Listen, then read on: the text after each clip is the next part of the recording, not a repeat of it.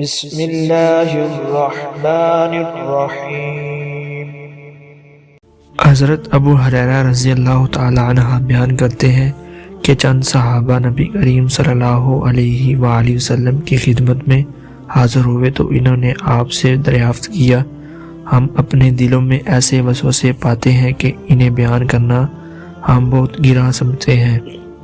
آپ صلی اللہ علیہ وآلہ وسلم نے فرمایا، کیا تم بھی ایسے محسوس کرتے ہو؟ انہوں نے عرض کیا، جی ہاں۔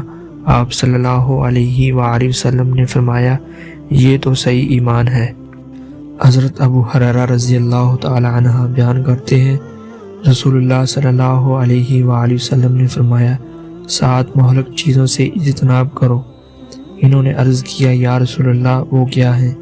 آپ صلی اللہ علیہ وآلہ وسلم نے فرمایا، اللہ کے ساتھ شرک کرنا، جادو کرنا، جس کے قتل کرنے کو اللہ نے حرام قرار دیا، اسے ناحق قتل کرنا، سود کھانا، یتیم کا مال کھانا، مارکہ کے دن میدان جہاد سے پیٹ پھیر کر فرار ہونا، اور پاک دامن عورتوں پر تہمت لگانا۔